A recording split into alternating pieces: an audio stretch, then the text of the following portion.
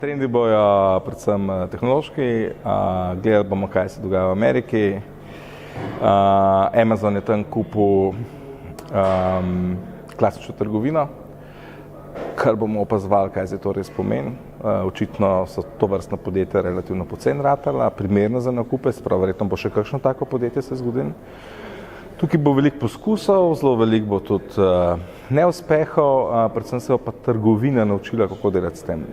Druga stvar je verjetno RFID, ki se bo naselil praktično na vsak izdelek. Po mojem trenutno zdaj meja nekje na 1 evro ali nekaj takega, da se jim splača to narediti.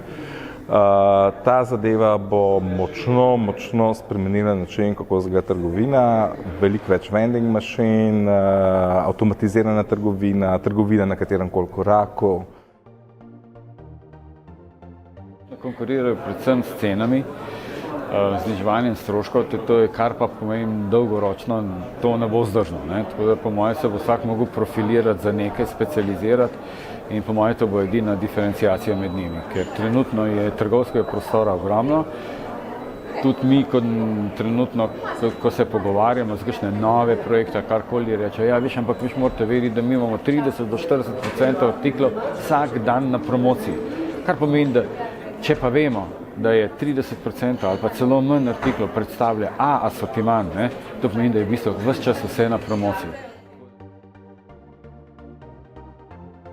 S tem valom digitalizacije absolutno veliko stvari menja, to tudi trgovci, distributerji, logisti priznavajo, ugotavljajo, kaj se da zdaj vse narediti, kar se 20 let nazaj ni dalo zgoditi. To so po eni strani te možnosti, ki digitalizacija prinaša trgovcem, po drugi strani so pa potrošniki drugačni tudi. Vedno več hočemo preko interneta naročati, tisto, kar naročimo, hočemo, da takoj, da nam dostavijo. Imajo trgovci potem s to svojo, recimo, iz te svoje tradicionalne miselnosti preiti v to hitro dostava na lice mesta, domov, ta logistični problem pri internet trgovini tudi ugotavljajo, kako z digitalizacijo to uredi. Torej, svet se tudi za trgovce spreminja.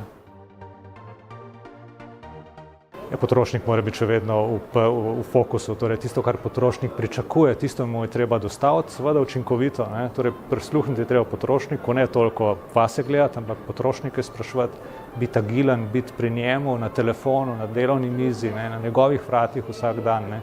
Biti blizu trgovcu in potrošniku in zagotavlja, da bo ta uporabnikova izkušnja, torej da bo izkušnja potrošnika perfektna, ker potrošnik ne bo kupoval tam, kjer je najceneje, pa kjer je najlepši izdelek ali pa prava blagovna znamka, ampak potrošnik pričakuje pravo uporabniško izkušnjo. Izkušnja je vedno bolj pomembna.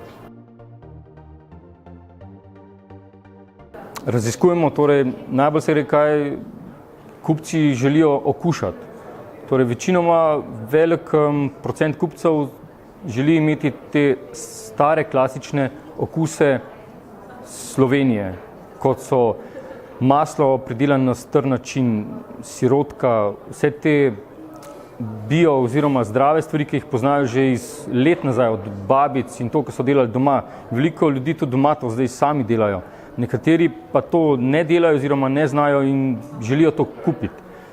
Tako da tle v to smer grejo raziskave. Potem pa še malo prilagajamo trgu z raznimi okusi, malo levo, malo desno, odvisno od potrebe, želje kraja, kjer se pojavimo.